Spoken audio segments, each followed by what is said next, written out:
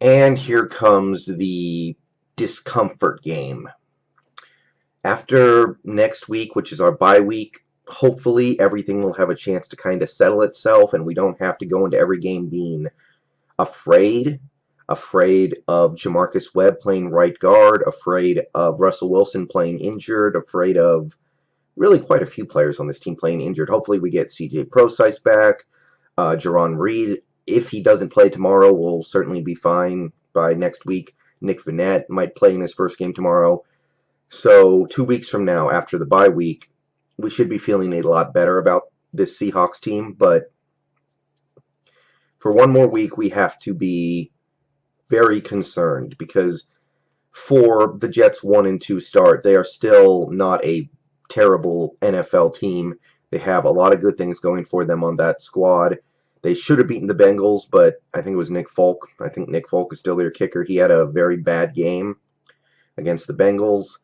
And last week they were in a game against Kansas City, and Ryan Fitzpatrick just had the worst game of his life. And for all of his bad play and for all of the bad talk you can give Ryan Fitzpatrick for that play, deservedly so, he is a good quarterback, and he is capable of bouncing back from something like that.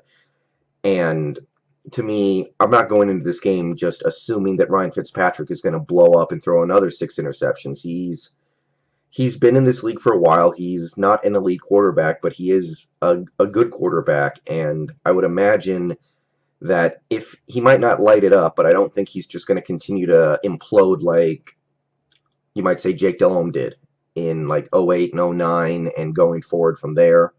So we can't just count on the Jets to just hand us this game like they did last week against Kansas City.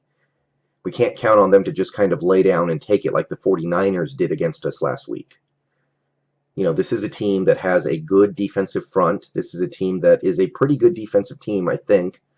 Although Darrelle Revis has fallen off, and it's noticeable, and it hurts their defense a lot. They have a good front on defense. They still have a good secondary. I mean, for whatever you want to say about Revis, he's still one of the better cornerbacks in the league, and he can do things. It's a chance for a little bit of payback for Doug Baldwin because Doug Baldwin did nothing in the Super Bowl against Revis when Revis was on the Patriots. Maybe this time can be a little different. Baldwin is clearly better. Revis is clearly worse. And, you know, there's that element of it. But the point is, this is not a Jets team that's just going to lay down or turn the ball over 7 times again. So we have to be a little nervous about this one. We still have a whole bunch of injury concerns. We still don't know about the offensive line. They've had one good game against subpar competition. And this Jets team is another team with some killers on that defensive line. I think his name is Muhammad Wilkerson. Just somebody who you really don't want to be dealing with when you have problems on the interior of your offensive line. Good news is Jermaine Ifedi might play. He's got to be better than Jamarcus Webb, but he's still a rookie making his first NFL start. You don't love that. You don't love putting a rookie out there against an elite defensive tackle. So, offensively for us, Wilson, he's going to play. I think all of us expected it, but it's kind of... It's not comfortable right now because, like I said in my last video about the Seahawks, if Wilson gets seriously hurt this week, it's going to look so bad because it's going to look so obvious what we should have done and didn't do. So if things go badly, it's just going to make us look so bad, and it's going to hurt. It's going to hurt if Wilson takes a serious injury this time because the Jets are a team that can get to him. So I want to see a good running game. Christian Michael playing great football. Needs to continue that. Alex Collins had a good game last week. Hopefully he can build on that. If CJ Procise plays, great. If not, CJ Spiller has had success in this league. Don't know why he was a free agent going into the season, but he is a capable third down back. Very fast. Very much a playmaker. And I want to try and lean on this running game and keep the game low scoring and try to kind of, I know I use this term almost derogatorily about the 49ers, but reduce the variance. I don't want a lot of variance in this game. I don't want this to turn into a shootout. I don't want there to be a bunch of turnovers. I just want to score 17 points and hopefully win. Defensively, that's where this game can really get interesting for me, because if I don't want the offense to do that much, I need the defense to play well. And the Jets are going to be missing Eric Decker, which is not a small deal, but they still have Brandon Marshall. They still have Matt Forte. He's looks weird in a Jets uniform, but there you go. They can do some things, but so far this year it's been a little rocky. Obviously, last week was as bad as it gets, but you can't expect them to do that every week. I want to see a lot of quarterback pressure. I don't think Fitzpatrick is the kind of quarterback who can deal with pressure that well. I don't think the Jets' offense is necessarily one that holds the ball. The quarterback doesn't hold the ball back in the pocket for long periods of time waiting for plays to develop downfield. So we got to get back there and put some pressure on him quickly. Lots of double A gap blitzes. Ryan Fitzpatrick is not the kind of quarterback who's going to be able to deal with that kind of stuff that well, I don't think.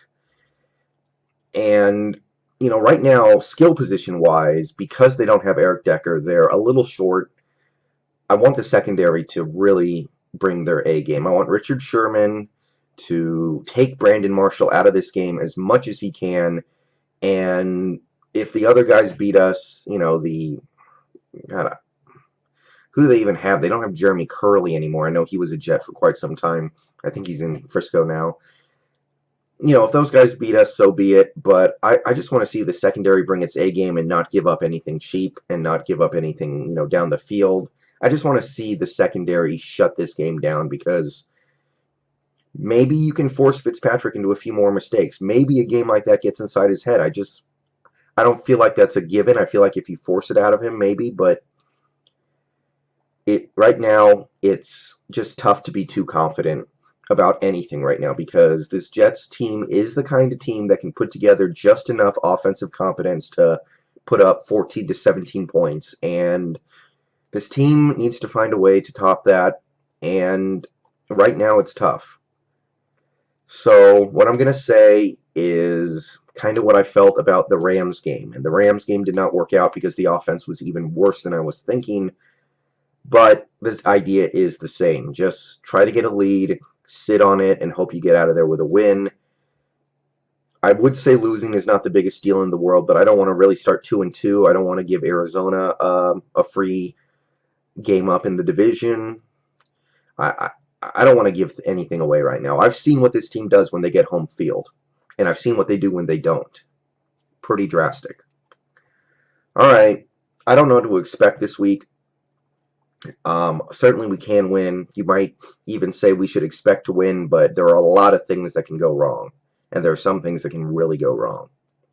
All right, I'm going to go watch the Mariners finish up this season with a season-saving win or a season-ending loss. Make a video about that later too, probably.